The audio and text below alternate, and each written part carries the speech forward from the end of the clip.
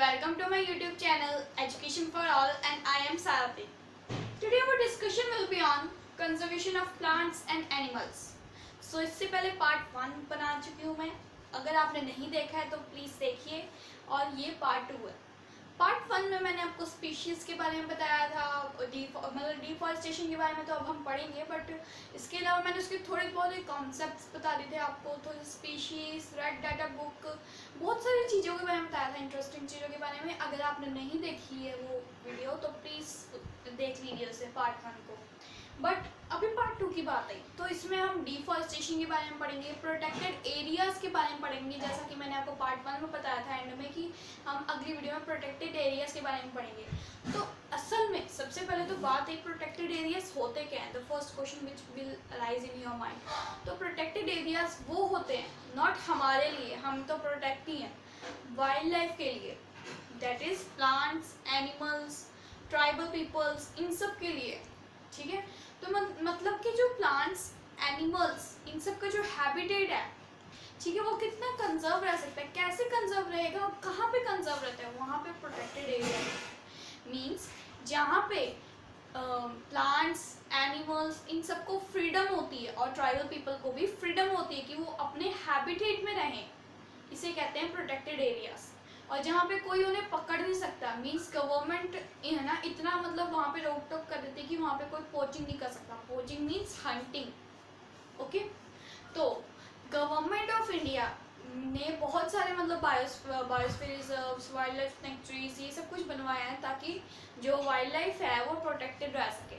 तो अभी हम पढ़ेंगे कि बायोस्फीयर रिजर्व एग्जैक्टली है क्या और वाइल्ड लाइफ सेंचुरीज क्या है, और भी बहुत कुछ पढ़ेंगे लाइक नेशनल पार्क्स। सो सबसे पहले स्टार्ट करते हैं।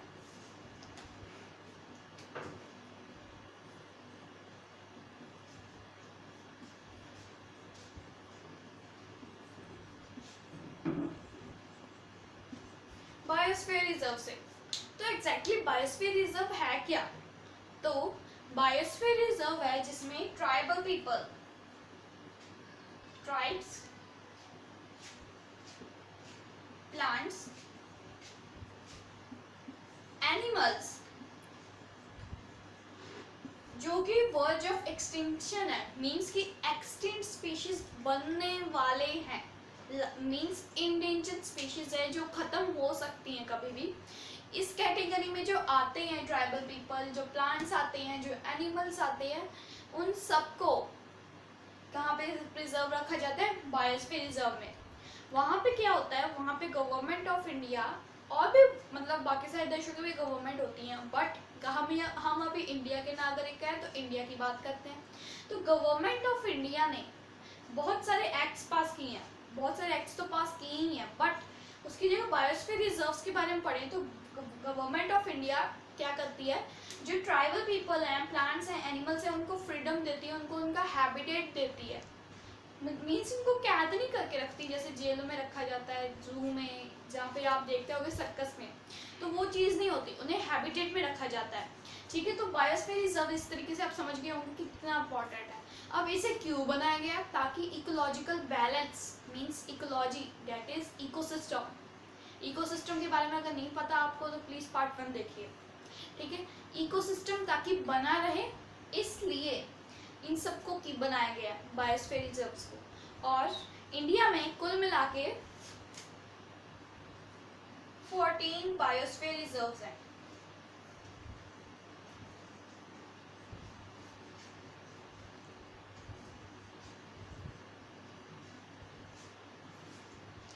There are 14 biosphere reserves in India और ये सारी की सारी बायोस्फीयर रिजर्व्स अपना अपना रोल निभाती हैं।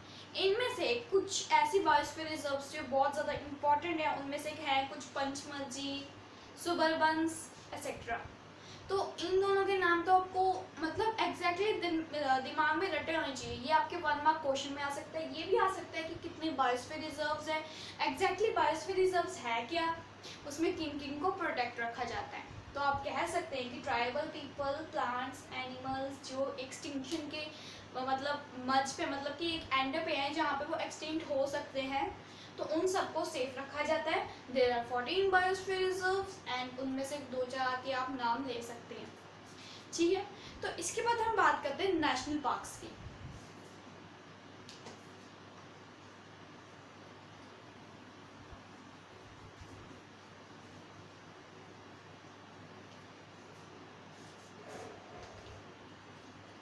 सो नेशनल पार्क्स, नाम से वाकिफ होंगे आप वैसे, लेकिन तब भी नेशनल पार्क्स एक बार पढ़ाना चाहिए। बहुत इम्पोर्टेंट कॉन्सेप्ट है आपके, मतलब इंडिया में ये क्यों है, कैसे है, इन सब के बारे में पढ़ना है। ये बेसिक है आपका वैसे तो, बट जरूरी है। सो नेशनल पार्क्स इसलिए बनाए जाते हैं ताकि जो प्लांट्स हैं, एनिमल्स हैं, उनकी वाइल्ड लाइफ जो है, मतलब उनका जो हैबिटेट है वो सुरक्षित रहे और ज़्यादा बेटर से बेटर बने। मीन्स उन्हें बेटर से बेटर लाइफ दी जाती है। लाइक कि शेर को अगर जैसा एटमॉस्फेयर चाहिए वैसा दिया जाता है, बर्ड्स को वैसा दिया जाता है, सबको वैसा ही दिया जाता है, मछलियों को वैसा दिया जाता है। तो वही चीज़ें नेशनल पार्क्स में ये होता है कि जैसा हैबिटेट है उस वाइल्ड लाइफ का वैसा ही उनको दिया जाता है और उससे ज़्यादा बेटर करने की कोशिश करते हैं। ठीक है, तो इसके अलावा अब आपके मन में क्वेश्चन आएगी कि कितने नेशनल पार्क्स हैं इंडिया में। तो exactly there are 66 national parks in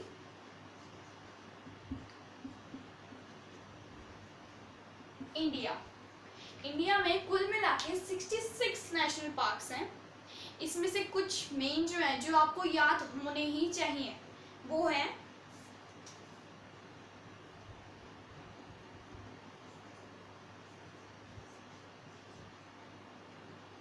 Jim Corbett national park. Jim Corbett national park वैसे तो ये बहुत मशहूर है, लेकिन अब पंजाब में नहीं पाया जाता, ये उत्तराखंड में पाया जाता है। आपको वैसे इसका नाम पता होगा क्योंकि ये ज़्यादातर मतलब काफ़ी मशहूर है।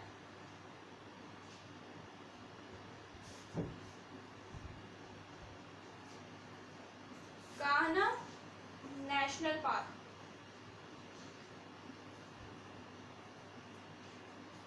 That is in MP. अब एमपी को ही मतलब कोई अलग स्टेट नहीं है, मध्य प्रदेश की बात हो रही है। ठीक है, ये दो नेशनल पार्क्स हैं जो आपके लिए बहुत मेन होंगे। इसके अलावा आपकी बुक्स में और भी दिए होंगे, बट ये दोनों ज़्यादा मेन है। ठीक है, तो नेशनल पार्क से आपको समझ में आ गया। अगर आपसे कोई भी पूछे नेशनल पार्क क्या है, तो एग्जैक्टली आप कह सकते हैं कि ताकि वाइल्ड लाइफ सुरक्षित रहे, उसको बेटरमेंट मिल सके, उनका हैबिटेट मिल सके, उनको खाना अच्छे से मिले, इन सब की जिम्मेदारी लेता है नेशनल पार्क। ठीक है, और अगर आपसे कोई पूछे कि कितने नेशनल पार्क्स हैं इंडिया में, तो आप कह सकते हो 66। ठीक है, और जो मतलब है ना नेशनल पार्क्स मेन है, मीन्स कि कुछ एग्जाम्पल्स नेशनल पार्क्स की वो आप दे सकते हो। Jim Corbett national park, Kanha national park. और अगर आपसे कोई पूछे कि कहाँ पे है, तो आप कह सकते हो उत्तराखंड और एमपी। ठीक है, इसके बाद कुछ बात करते हैं वाइल्ड लाइफ सैंक्चुरीज की।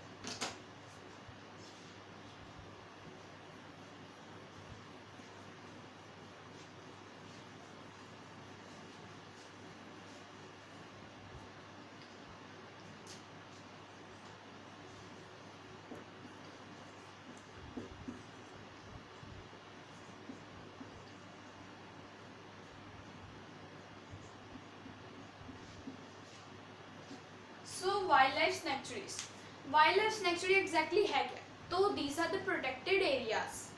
मीन्स कि जो वाइल्ड लाइफ है उसको प्रोटेक्ट करने के लिए ये एरियाज बने हैं। मीन्स कि एक सुटेबल कंडीशन देता है लिविंग बीइंग्स को। मीन्स कि जैसे अगर कोई मतलब एनिमल सर्दी में रहता है तो उसे सर्दी दी जाती है, और अगर कोई गर्मी में रहता है तो उसे गर्मी दी जाती है। इन्हें कहते हैं वाइल्ड लाइफ सैंक्चुरीज। और इनके डिफरेंस, अब तीनों के डिफरेंस में कंफ्यूज मत होइएगा। पता है क्या है, नेशनल पार्क में बेटरमेंट होती है, वाइल्ड लाइफ सैंक्चुरी में उनको प्रोटेक्शन दी जाती है, उनको उनके हैबिटेट में ज़्यादा से ज़्यादा रखा जाता है। और जो सबसे पहले मैंने आपको बताया था बायोस्फीयर रिजर्व, वहाँ पे ट्राइबल पीपल, इन सबको जो एक्सटिंक्शन पे उनको प्रोटेक्ट किया जाता है। समझ गए? तो इनका डिफरेंस थोड़ा सा याद रखना पड़ेगा आपको। तो there are 492 wild life sanctuaries in India. Wild life sanctuaries पूरी 492 हैं। इनमें से मेन भी है। तो अब देखो वाइल्ड लाइफ सेंचुरीज में विजिट करना अलाउड है, बाकी सब में विजिट करना अलाउड है, बट वहाँ पे कुछ प्रोहिबिशंस होती हैं। तो वो प्रोहिबिशंस क्या है? That is hunting obviously hunting वहाँ पे प्रोहिबिट होगी, क्योंकि ये सेंचुरीज, ये पार्क्स, ये मतलब जो रिजर्व्स हैं, ये सारे के सारे इनको प्रोटेक्ट करने के लिए बनाए गए हैं। तो हम वहाँ पे हंटिंग कर ही नहीं सकते और कैप्चर भी नहीं कर सकते। हंटिंग मतलब मारना होता है, कैप्चरिंग मीन्स पकड़ना होता है। पकड़ भी नहीं सकते, मार भी नहीं सकते। बट अब आप कहोगे कि अगर मैं वहाँ पे जाऊँ और अपने दोस्तों को दिखाना है कि वाइल्ड लाइफ सेंचुरी में गया था यार, वहाँ पे गया था, तो मैं क्या दिखाऊँ उन्हें कि वाइल्ड लाइफ सेंचुरी में मैं गया था? तो आपको मैं कुछ बता दूँ एक अच्छी चीज़ कि यहाँ पे आप कुछ माइनर प्रोडक्ट ले सकते हैं सामान, like harvesting of timber, this things are allowed there. ठीक है, तो ये थिंग्स अगर आप मतलब कभी भी वाइल्ड लाइफ सेंचुरी में जाएं तो आप ले सकते हैं ये सब कुछ, और हार्वेस्टिंग कर सकते हैं, और इससे आप अपने दोस्तों को दिखा सकते हैं कि वाइल्ड लाइफ सेंचुरी में मैं गया था। इसके अलावा अब देखो बहुत सारी ऑर्गेनाइजेशंस बनी हैं। अब देखो मैंने आपको बताया सेंचुरीज बनी है, रिजर्व्स बने हैं, पार्क्स बने हैं, कितना कुछ बना है। बट अब आप सोचोगे कि पूरे वर्ल्ड में कितनी ऑर्गेनाइजेशंस होंगी? This question will obviously come in your mind. ठीक है, कि कितनी मतलब ऑर्गेनाइजेशंस होंगी जो वाइल्ड लाइफ को प्रोटेक्ट करती होंगी? Obviously this will come in your mind. ठीक है, so there are various organizations, ठीक है, there are a lot of organizations that will help wildlife or are helping wildlife. so उनमें से कुछ का पढ़ते हैं, उनकी फुल फॉर्म्स को जाते हैं, और ये सबसे ज़्यादा मेन है। मतलब बहुत सारी है, अनगिनत है, पूरे वर्ल्ड की तो गिन ही नहीं सकते, बट उनमें से जो मेन है, मतलब वो जो ज़्यादा ही कुछ काम कर रही है, उनके बारे में जानते हैं।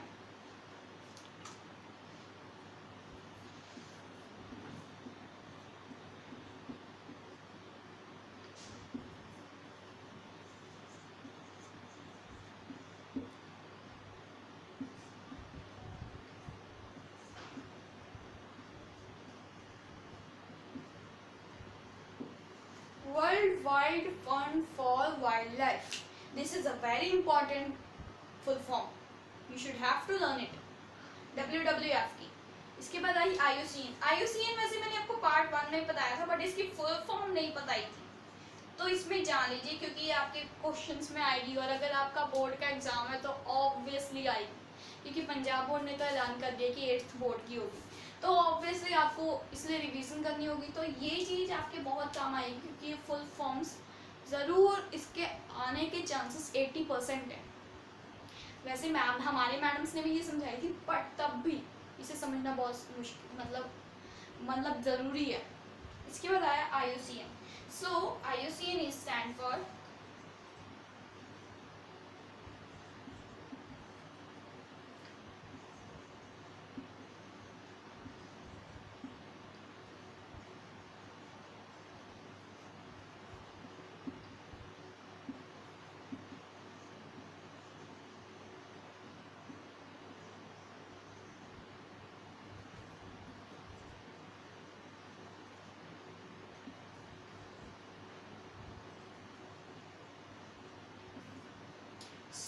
IUCN stands for International Union of Conservation of Nature and Natural Resources.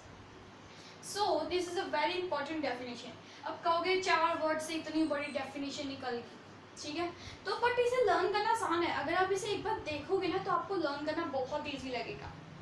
ठीक है, तो इसे ध्यान से देखो और समझ लेना, ताकि क्योंकि आपको ये पेपर में आएगी ही आएगी, इतना मेरे को भरोसा है।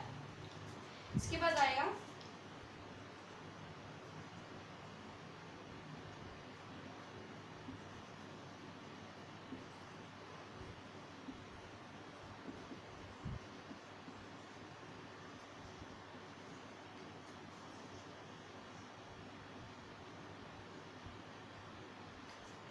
MAB, that is Man and Biosphere Program। ठीक है, man and biosphere program, this is MAB। ये भी बहुत इंपॉर्टेंट डेफिनेशन है। इसके अलावा बस एक बची है, ज़्यादा नहीं है, IBWL,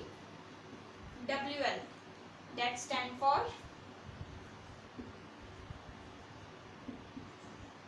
ये वाली ज़्यादा इम्पोर्टेंट है, ये वाली और ये वाली।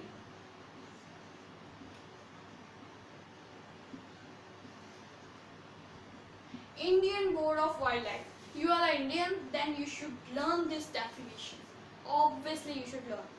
अब इसके बाद एक और बात आई प्रोजेक्ट टाइगर की। प्रोजेक्ट टाइगर, आपको पता है रॉयल बंगाल टाइगर्स कितने कम रह गया? ठीक है, तो एक सर्वे देखते हैं। ठीक है, साइंटिस्ट ने एक सर्वे किया 1900 का और 1972 का। देखते हैं सर्वे में क्या हुआ। इसका स्क्रीनशॉट ले लीजिएगा ताकि आपको ये सही तरीके से याद हो जाए और आप इसे लर्न कर सकें।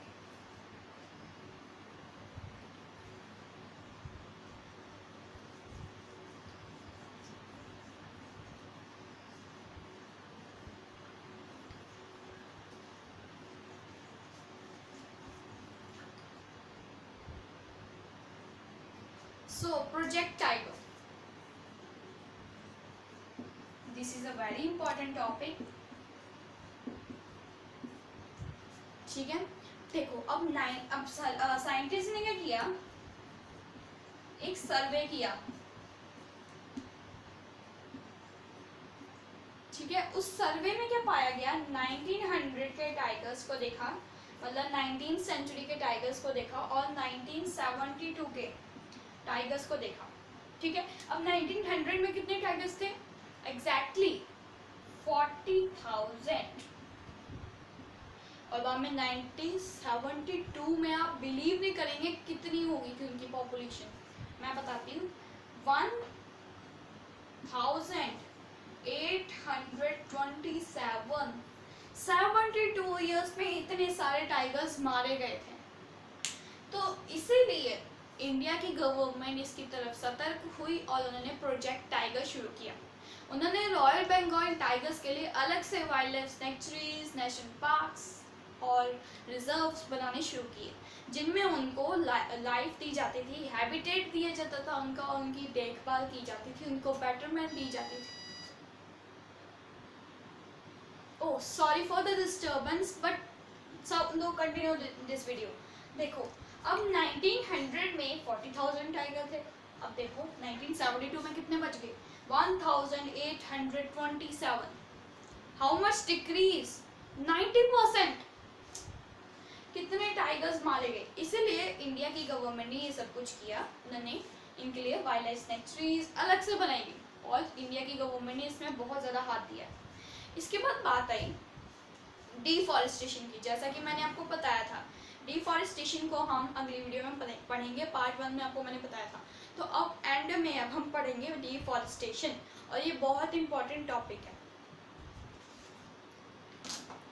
So, what is deforestation? The first question which will arise in your mind. And what are the causes of deforestation? And what are the consequences of deforestation? This will arise in your mind definitely and obviously. So, deforestation. वैसे तो ये आपने 7th में पढ़ा होगा, but तब भी जिनको क्लियर नहीं हुआ वो ये वीडियो देखें एंड तक। डिफॉरेस्टेशन एग्जैक्टली अगर एक छोटी सी डेफिनेशन में समझाऊं तो cutting of trees for several purposes and using that land for other purposes. Means कि किसी कोई लैंड है, उसके ऊपर बहुत सारे पेड़ हैं, बहुत सारे, उन पेड़ों को काट देना, और उसके बाद जो लैंड आया उसके ऊपर बिल्डिंग्स बना देना या फिर क्रॉप्स उगा देनी, एग्रीकल्चर करने लग जाना, कोई भी काम करने लग जाना। ठीक है, तो इसे कहते हैं डिफॉरेस्टेशन। वैसे तो इसकी वर्ड से समझ में आता है फॉरेस्टेशन, और डी का नेगेटिव इम्पैक्ट ही पड़ता है हर वक्त। ठीक है, जैसे डिसएडवांटेजेस, वो इस चीज़ों से हम समझ गए होंगे। ठीक है, बट तब भी इनको समझाना तो ज़रूरी था। Cutting of forest and using that land for other purposes is called deforestation. Deforestation समझ में आ गया। अब इसके बाद next question which will arise in your mind is causes of deforestation. So there are many causes of deforestation. Trees की advantages तो सबको पता ही होंगे। ठीक है, तो अब वो जब नहीं रहेंगे तो ऑब्वियसली डिसएडवांटेजेस सबको पता ही होंगे। बट तब भी जो मतलब अब रीजंस वो पढ़ेंगे, पहले सबसे पहले रीजंस पढ़ेंगे, कॉजेस तो आपको पता ही है कि अगर ट्रीज नहीं रहेंगे तो क्या होगा क्या नहीं होगा, कितना खतरनाक होगा, ऑक्सीजन लेवल ख़राब हो जाएगा, सारे के सारे एनिमल्स का हैबिटेट ख़राब हो जाएगा, कुछ नहीं बचेगा, हम इंसान नहीं बचेंगे, कोई नहीं रहेगा। तो वही चीज़ है, ट्रीज जो हैं वो बहुत इंपॉर्टेंट है, इनको कंजर्व करना चाहिए। बट अभी हम अपने टॉपिक से नहीं हटेंगे, हम डिफॉरेस्टेशन के बारे में पढ़ रहे हैं। डिफॉरेस्टेशन की मैंने जैसा कि आपको डेफिनेशन बता दी है, बट अभी हम पढ़ेंगे reasons for deforestation. Means deforestation क्या हम सिर्फ बिल्डिंगें बनाने के लिए करते हैं? नहीं ना, हम और भी बहुत सारे काम करते हैं। तो वही पढ़ेंगे कि कौन कौन से ऐसे काम हैं जिनके लिए हम फॉरेस्ट को काटते हैं, हमारी लाइफ को काटते हैं।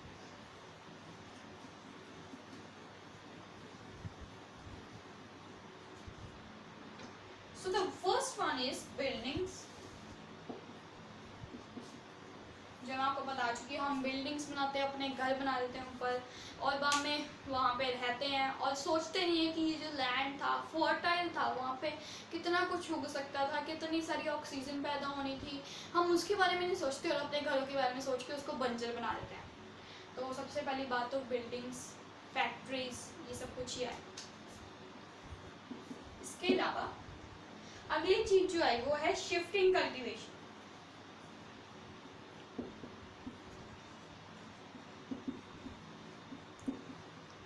शिफ्टिंग कल्टीवेशन वैसे आपने सस्ती का कॉन्सेप्ट है ये, बट तब भी आपको मैं समझाया कि शिफ्टिंग कल्टीवेशन एक्जैक्टली है क्या। तो शिफ्टिंग कल्टीवेशन एक ऐसी कल्टीवेशन होती है जो फार्मर्स अप्लाई करते हैं। कल्टीवेशन से पता लग गया होगा फार्मर्स अप्लाई करते हैं, बट तब भी समझते हैं। फार्मर्स क्या करते हैं, एक जगह पे फार्मिंग करते हैं, उसके बाद जब वो ख़राब हो जाती है तो दूसरी जगह पे जाते हैं, दूसरी जगह से तीसरी जगह पे जाते हैं, तीसरी जगह से चौथी जगह पे जाते हैं, चौथी से पंजवीं जगह पे जाते हैं। तो इस तरीके से वो हर एक लैंड को बैरन करते जाते हैं। तो वही चीज़ है, फार्मर्स एक जगह पे टिक के मैन्योर फर्टिलाइजर्स को यूज़ किए बिना एक फर्टाइल से लैंड ढूंढना, उसको बैरन करके छोड़ जाते हैं। वही चीज़ है शिफ्टिंग कल्टीवेशन, डिफॉरेस्टेशन के लिए बहुत गंदी चीज़ है। ठीक है, इसके बाद आई बात अगली जो चीज़ है तो कल्टीवेशन, और यू कैन से सोइंग वगैरह, फार्मिंग। कल्टीवेशन को मतलब फार्मिंग ही कह सकते हैं एक तरीके से आप, कि फार्मिंग के लिए जो लैंड है वो यूज़ किया जाता है ताकि हम क्रॉप्स उगा सकें, हम अपना खाना उगा सकें, लेकिन हम ट्रीज़ के बारे में नहीं सोचते, डिफॉरेस्टेशन के बारे में नहीं सोचते। तो यही चीज़ है जो हमें यूज़ करने की ज़रूरत है मीन्स। और इसके अलावा clearing of forest for grazing. आपको पता ही आजकल गाय गोए रखते ही हैं, हर कोई रखता है, हिंदू लोग तो ज़्यादा रखते हैं। तो वो क्या करते हैं, ओवर ग्रेजिंग करा देते हैं। ग्रेजिंग तो नहीं कराते, ओवर ग्रेजिंग कराते हैं। मीन्स कि जो ज़मीन है उसके ऊपर वहाँ पे छोड़ दिया गाय को, उसके बाद वो जितना मर्जी खाए। तो गायों को तो अब सेंस नहीं है, बट हमें तो सेंस है ना। गाय क्या करती हैं, ज़्यादा से ज़्यादा खा लेती हैं, उसके बाद क्या करती हैं, उन्हें मतलब खाना खा तो लेती हैं, तो फिर बाद में वो ज़मीन जो है वो जिसके अंदर फर्टिलिटी होती है वो बंजर बन जाती है, जिसे कहते हैं over grazing. This lead to soil erosion, soil degradation etcetera. But अब हम पढ़ेंगे कंसिक्वेंसेस ऑफ डिफॉरेस्टेशन। डिफॉरेस्टेशन के इसके अलावा भी बहुत सारे रीजंस हैं, बट ये सारे रीजंस में से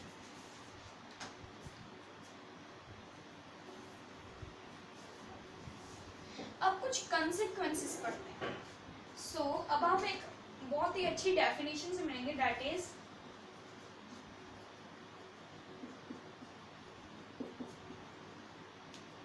रिफॉरेस्टेशन। अब रिफॉरेस्टेशन क्या है? रिफॉरेस्टेशन क्या है? देखो, डिफॉरेस्टेशन से आपको पता लग गया होगा रिफॉरेस्टेशन एग्जैक्टली है क्या।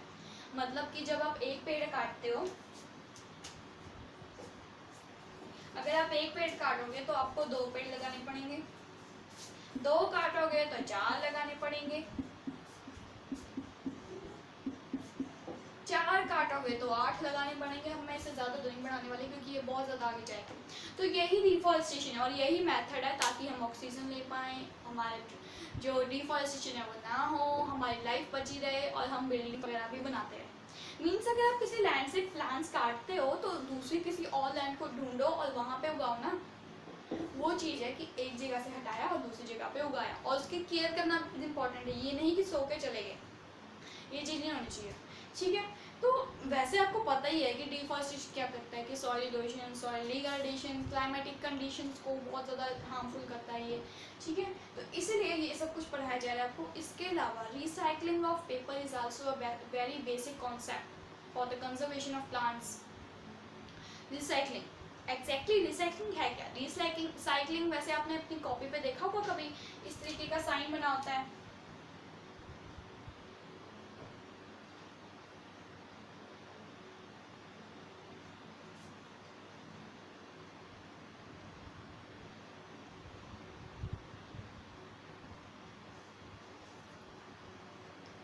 एग्जैक्टली कुछ इस तरीके का साइन बना होता है, वैसे सही तरीके से नहीं बना मुझसे, बट इस तरीके से रिसाइकलिंग का साइन बना होता है। रिसाइकलिंग एग्जैक्टली है क्या?